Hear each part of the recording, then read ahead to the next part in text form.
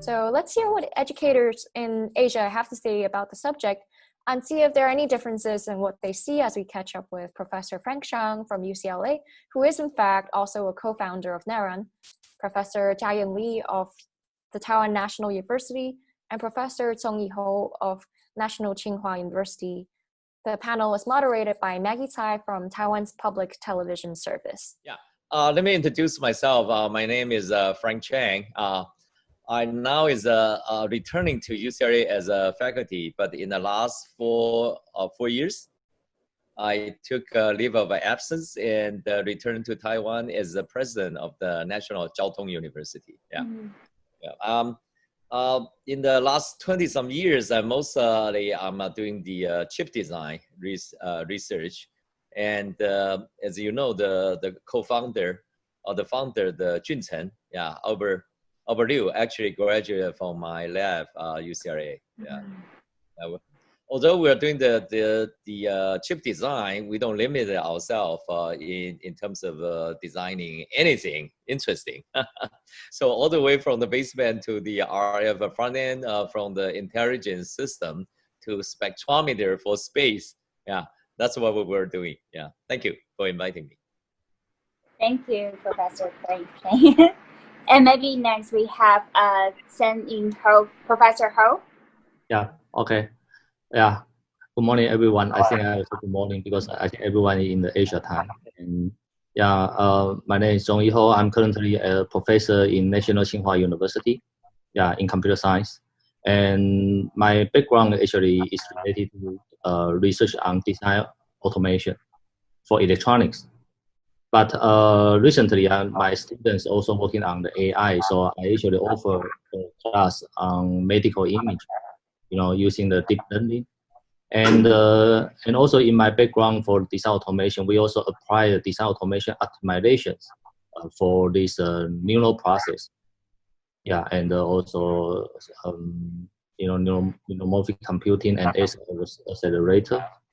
Yeah, so I think I'm related to the both software and hardware side. Okay, thank you. Thank you for inviting me.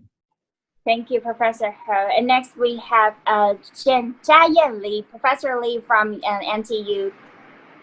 Yeah, hi everybody. My name is Chia-Yen. I'm from the Department of Information Management, National Taiwan University. And my background is more close to the industrial engineering. So I'm doing something in the machine learning, AI, or data science in the manufacturing system. Okay, so focus on some intelligent manufacturing or something right now we say the industry 4.0. So we are trying to build out some projects to improve the manufacturing system by AI technique. So doing something like related to the demand forecast, pricing forecast, predict maintenance or supply chain optimization and so on. So I think I'm very happy to join this panel discussion. Thank you for inviting me. Thank you, Professor Lee. And me, myself, hi, I'm Maggie, and I have a degree in journalism from Columbia University, and now I'm a news anchor here in Taiwan. So it's my honor today to be the moderator for this Asia education panel. So now we start from our first section, which is how AI is changing in the future jobs. So first, the first question we would like to throw is how will AI impact the jobs of the future? Professor Chen, can you share your insights with us first? Well, AI actually impact every individual fields, into the future. I would say, without any knowledge about artificial intelligence, it would be very difficult for any young people, to conduct basically in all fields, all the way, from the science, technology into even to your major journalism, it would be very difficult without the knowledge about the artificial intelligence. Yeah. It would be very difficult.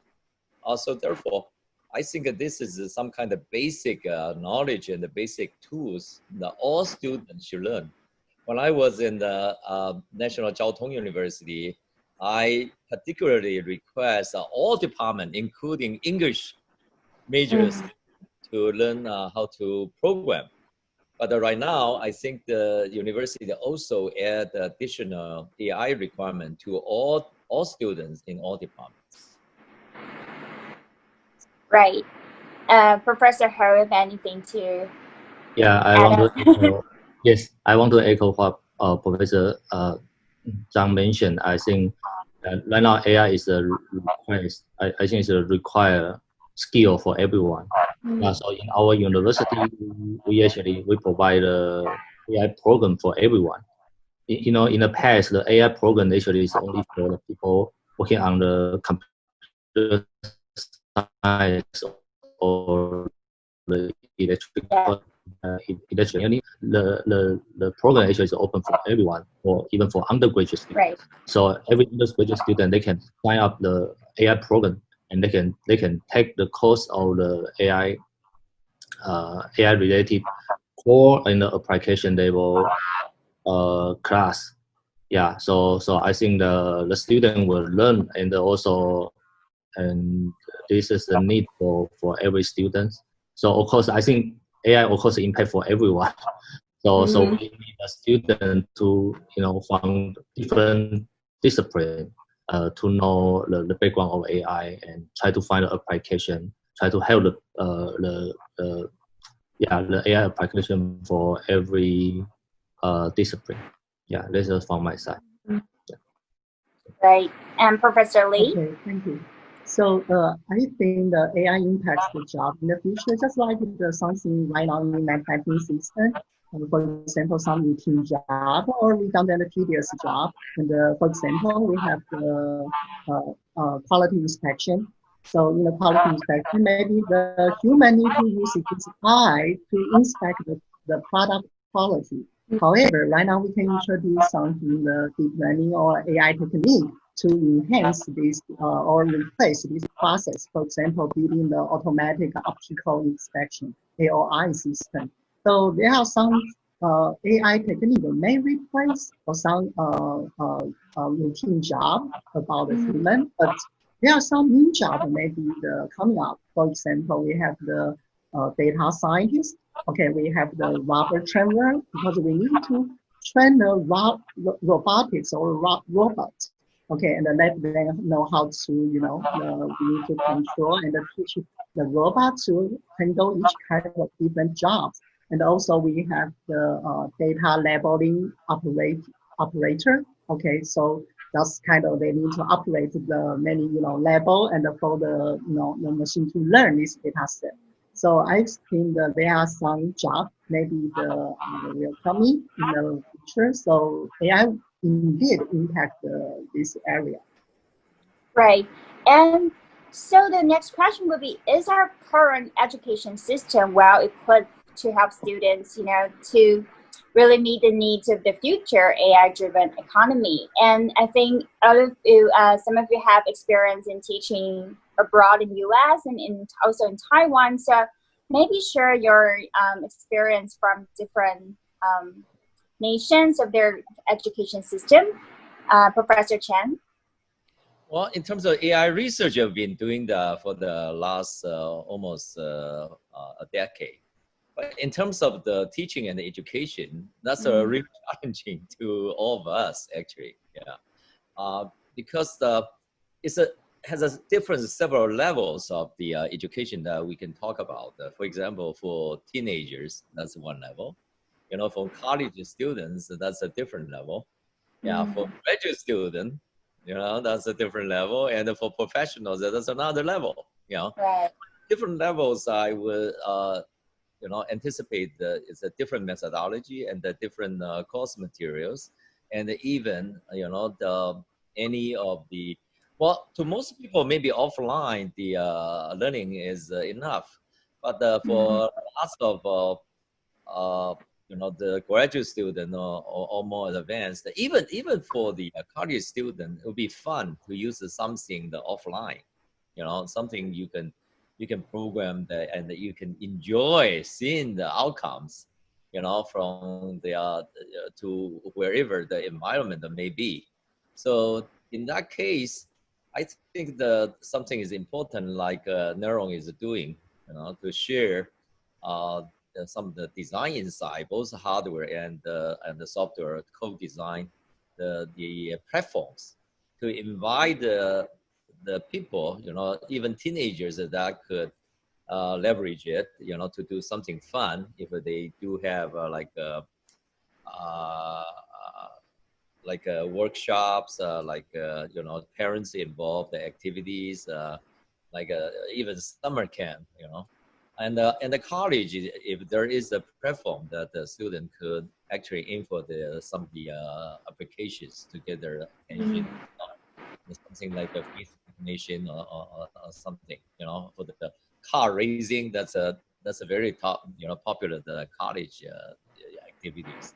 And for the graduate student, of course, that is all important. If you have the offline, the ecosystem that include all models of the AI, all the softwares that can be used, open source that can be implemented, and to the research, of course, that is also necessary, for all levels. But we do need a different strategy for different level of educations. Right. Professor Ho?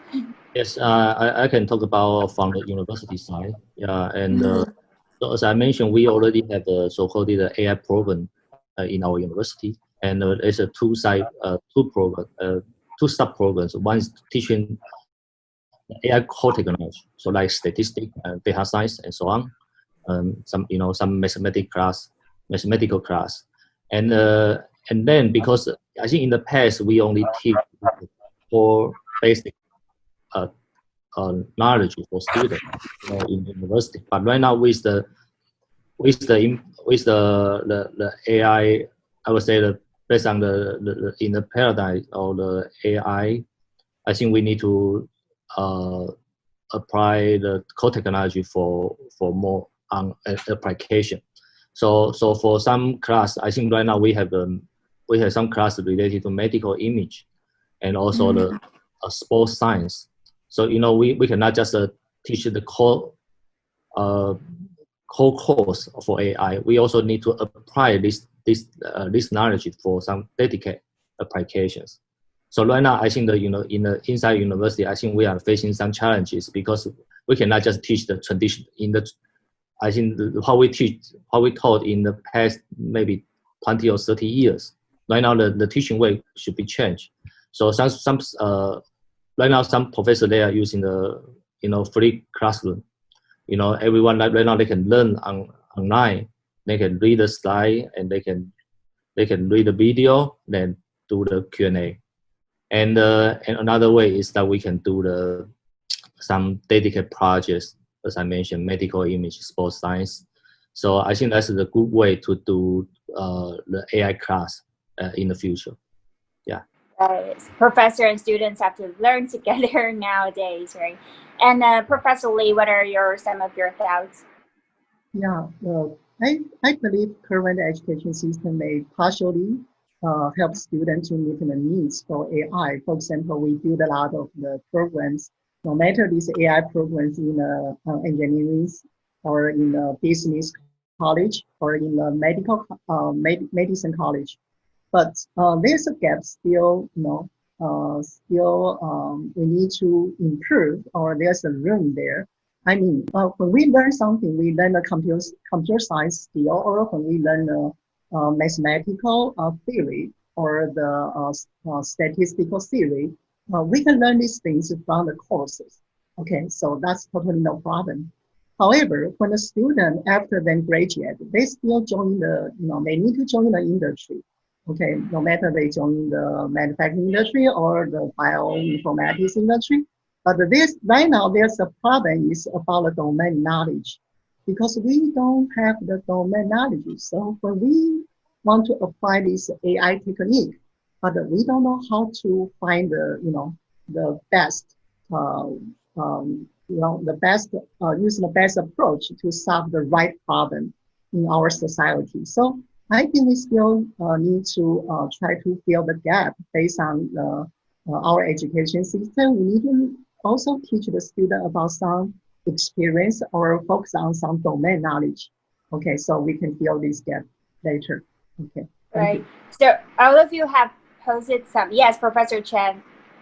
Yeah, that's a good point. Actually, always is on the both sides, you know, the fundamental knowledge, the capability in the executing the AI, the programming, and the system development. But on the other hand, most important is domain knowledge, right? So maybe some kind of forum, online forum that could be built, especially through the universities, you know, and to bring the domain knowledge person, you know, with the AI interested group. Yeah, that could actually do a lot. I think. Yeah, yeah. For example, AI is about the daily life, but on the other hand, some of the daily life is sophisticated, right? You can be a manufacturing. You know, it could be the hospital. That could be, you know, other things, but all of them requires a lot of the domain knowledge. Actually, people are doing that for their life, but they see the problems and solve the problem and unmet needs. But on the other hand, you know, those people has the capability in conducting the AI algorithm and the programming, but they need to find the unmet needs, the real life unmet needs. Yeah. Unless these two that could be engaged, then it's hard to really to make an impact. Yeah. When you need an impact, you need both sides. That's a the complete story. Thank you. Right. Yeah, I also agree. Yes, but I think, but right now I also found something. I think in currently some students they try to apply AI for some different domain. I think that's good, and that's a related some application. But I'm kind of worried about this because right now, you know, sometimes this work is more related to engineering work.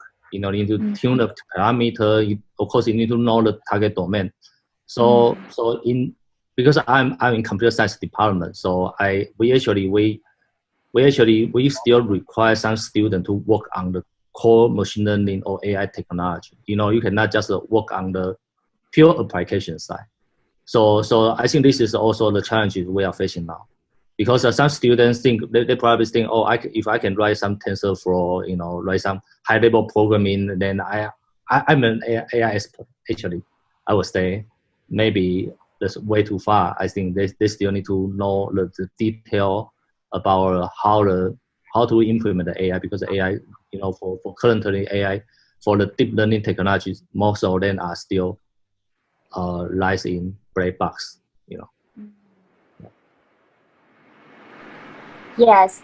So all of you have posted some challenges in this from your education experiences. So what are nowadays the most popular approaches in AI programming for students to learn from your observations? Professor Chen. Oh, you mean the difficulties in terms of learning? Yes, like so now you also have teaching experiences in UCLA and also in Jiaotong University. So have you seen differences in different nations as students learning AI programming?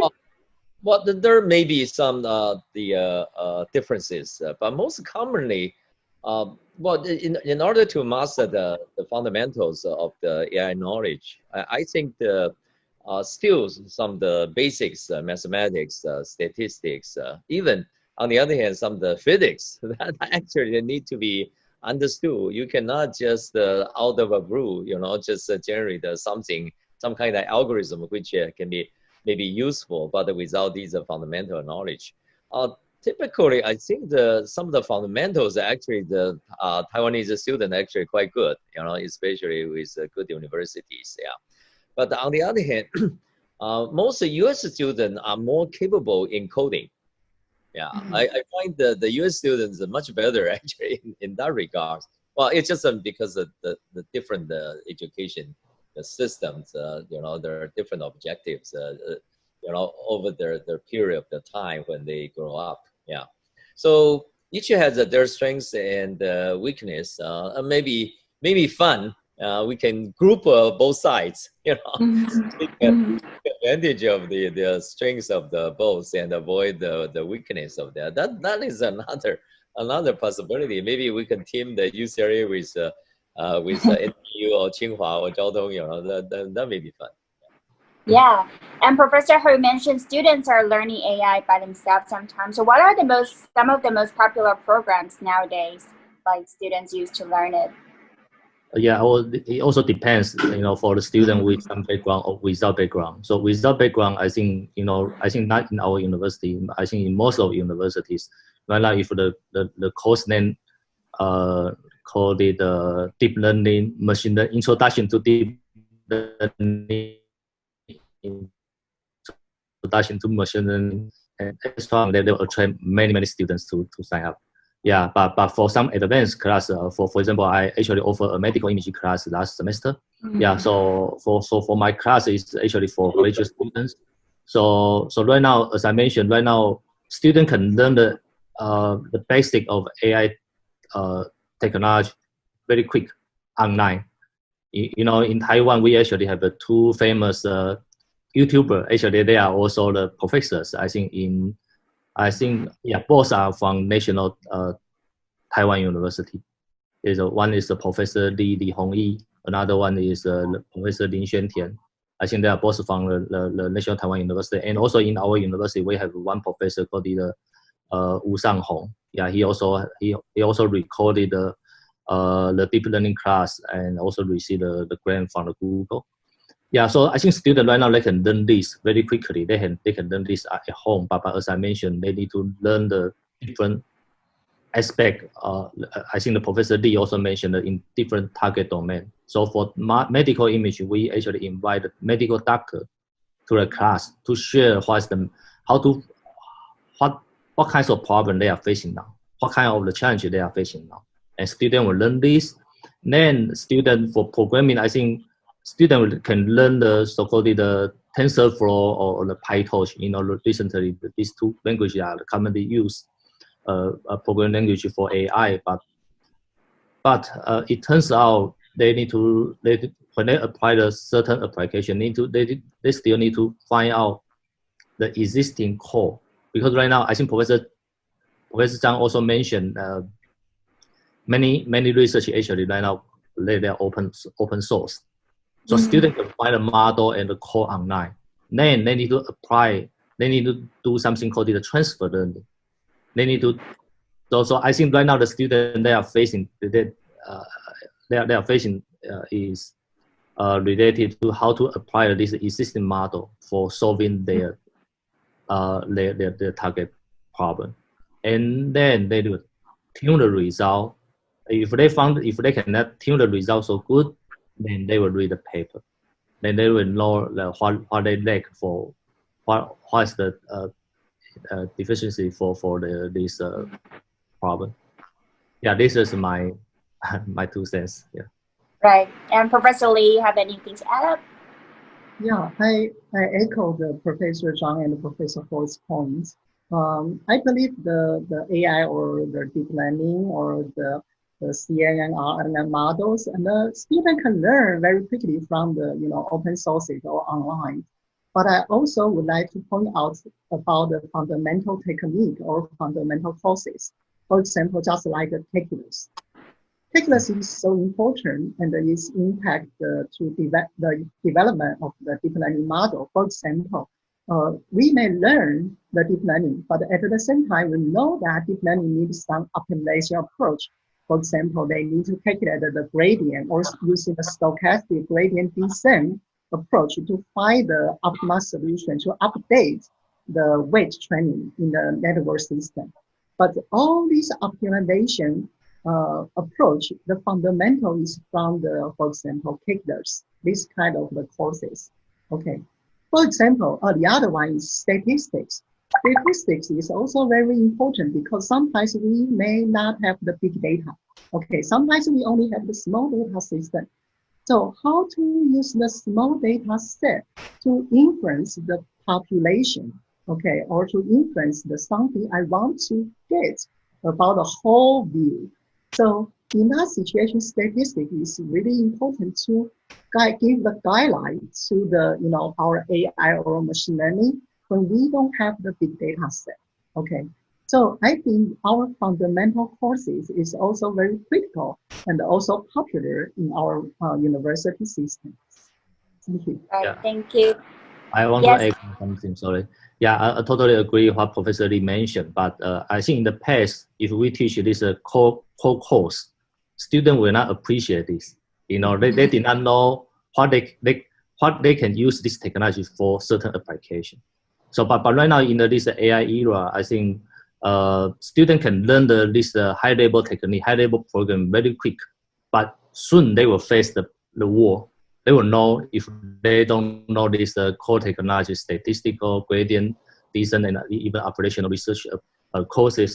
They will not move on. They cannot simply tune the parameter, hyperparameter to achieve their task. Yeah. So right now it's like we let the student quickly get into this application, target application. But soon they will learn that they actually lack many things. Then they will go back to take this course. Yeah, I think this is why I found in our university. Right, but it's an opportunity right now. People students may think that some of the fundamental courses are kind of boring. Yeah, but right now because they find the incentive, Okay. in order to carry on some of the high level of the AI tasks, they find that they actually have to go back and learn more the depths in the fundamentals, and it's our opportunity as a faculty really to group the a domain of the knowledge right, and get them excited. I think yeah, without the passion, there's nothing can be achieved. Yeah, fundamentally, is all things start from the passion. Yeah, I think in the past, our education system more aim on a so-called degree oriented. Students come to school mainly is for the degree. Yeah, so they can go to TSMC or MediaTek or somewhere else. Google maybe. Yeah, but not really from the passion. But this is a time because of the AI could do so many fascinating things. At some the impossibly imagined the level from the past. We do get the youngest's attention. So this is the time to come back to re-wrap up and very persuasively, convince them. So this is the time you have to go back to some of the basics that you must be tortured in order to learn. But you do to gain a value, to gain a price once you master the things. Yeah. So it's a golden opportunity. Right. So now I'm interested, if say I'm a passionate student who sign up each of your AI classes, what are some projects in AI programming that I will get from your courses? Maybe each of you can share something. Professor Chen first. Well, to me, I always ask the student questions. What are their interests? The different people from a different generation has a different interest. Yeah, so I think it's important to build this interest, the passion, as I said, and to move on the creativity. I think actually today the young people, they're more creative than the parents' generation. Maybe I'm at the grandparents' level at this point. Yeah, but without the creativity, then we lost the total the meaning of the AI education or AI research or development. Yeah, so we need to essentially to have them to find that this is fun and this is actually has an impact, and with educators help, with the companies help like Kneron, offer some of the easy use, even many times under offline conditions. I think that will stir more interest. And it's right. Yes. So I want to add in a question that is some of the AI program projects, what are some of the ways you will incorporate products such as the Kneron AI USB dongle into your teachings also? So Professor Ho, can you share some of your experiences with us? As I mentioned, if we are talking about multidiscipline AI application, so right now students need to do the fast video recognition, computer vision, and to recognize something and try to do collect some parameter to help them to do different applications. For example, in our medical, not medical, in the mechanical engineering, students from mechanical engineering, they need to know how to improve their product, and then they need to do some. They still need to catch the image. So in the past, they need to purchase a very expensive camera, and they need to do a lot of image processing for these things. But right now, I think with the product of Kneron, I think it's a KL 720. 720, yes. Yeah, this USB disk. I think that's this lightweight USB things. I think they can help. This dongle can help students to avoid this burden for doing such kind of implementation, so they can embrace the advantage from AI. So I think that's good for the student who are in different multidiscipline and try to use the solution of AI. I think that's quite good. Yeah, so they can learn this. They can use it very, very quickly. Yeah. Professor Lee? Yes, since I teach some courses related to the intelligent manufacturing system or manufacturing data science courses in our graduate students. So their project is very related to the, for example, capacity planning, demand forecast, price forecast, or some feature selection, or how to identify the root cause for the troubleshooting. Or sometimes they do the production scheduling, supply chain optimization, and the predictive maintenance, and so on. So this type of the AI product or device, actually, it's very helpful.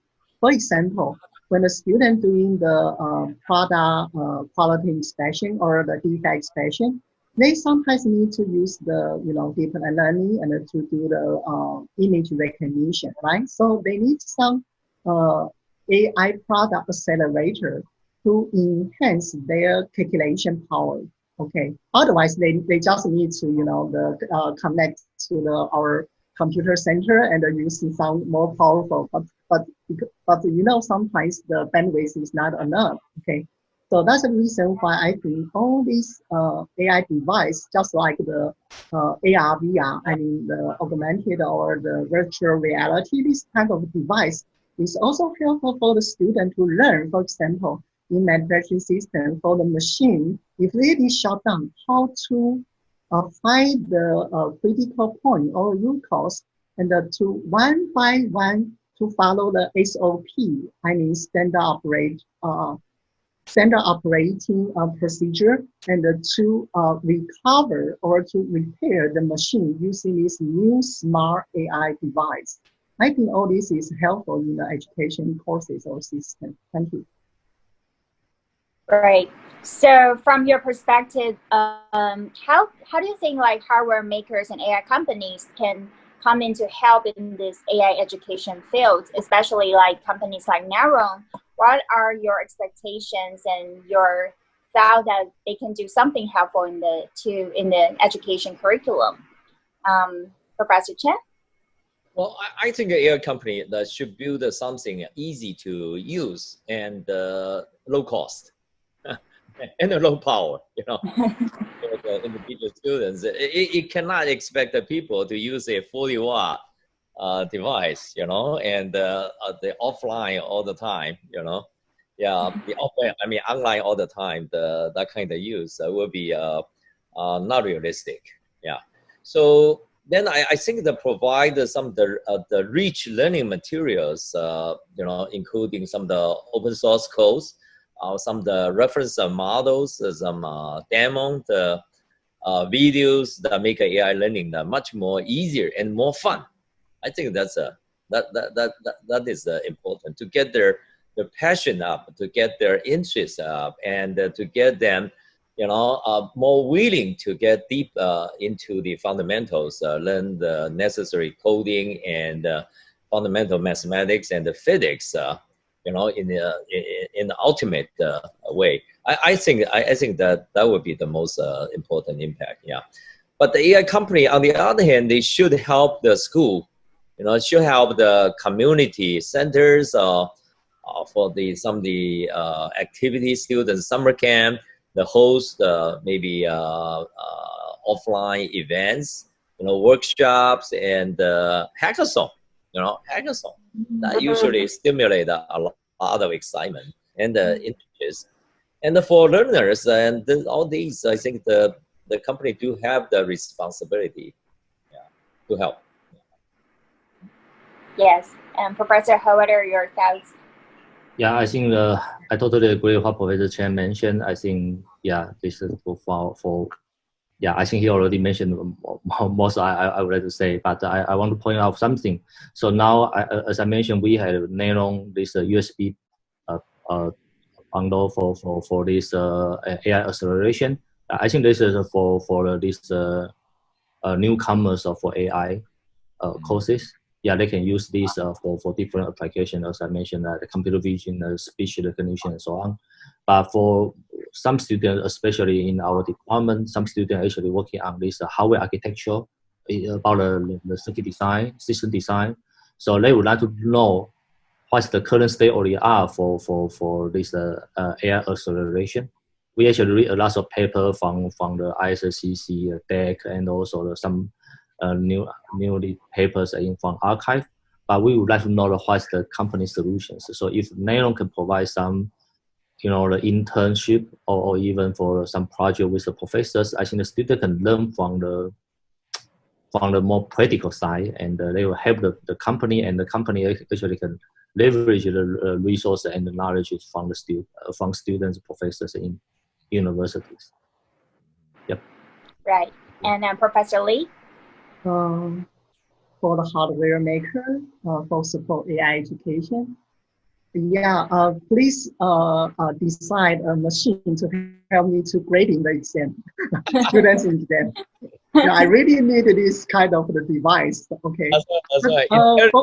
Yeah. Sometimes the grading is, but from the other side is I think the device sometimes is for example, right now we mentioned about the edge AI. I mean, sometimes we collect data set, but not necessarily. Not necessarily we need to upload our data set to the cloud, to the or to the backend system for powerful calculation. If we can handle some simple issue or just use the small data set and then can give the quick response to answer the question in the end point, that may be better. That's the reason why we call the edge AI. So sometimes the AI device, if they are designed for this purpose, I think it's useful. The other side is when we design something, one thing is about the 0 to 1. I mean, we just build out some new product or new technology. But sometimes we also need to consider from 1 to N. I mean, sometimes we need this product is the market oriented, or sometimes we hope this device can scalable. I mean, this device can use in the small data set or small scale problem, but this device can also help us to handle the large data set or a large scale problem.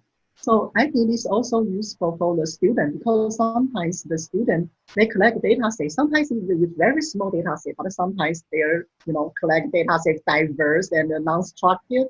Okay, the data set come from everywhere from the open sources.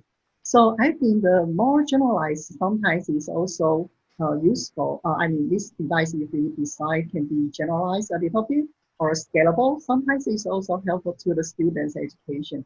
Thank you. Yes, okay, as our times are wrapping up, any of you would love to add any last notes on AI education, and especially with Kneron's product? Yes, anyone? Or last words of your expectations in AI education?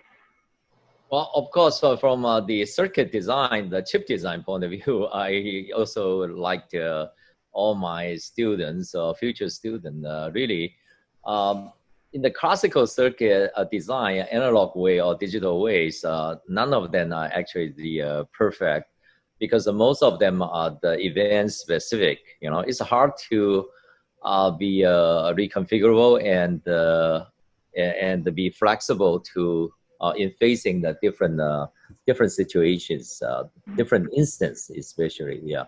But I do think AI is the most powerful tool that the student for SoC, the system on chip designer, to learn, to master, and to really think how to implement into the circuit architectures.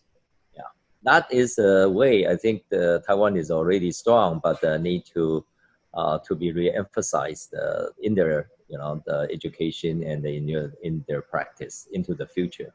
Yeah, I think that is maybe something, especially in my own profession, that I would like to see. Yeah, but it takes time. Yeah. Right. Okay.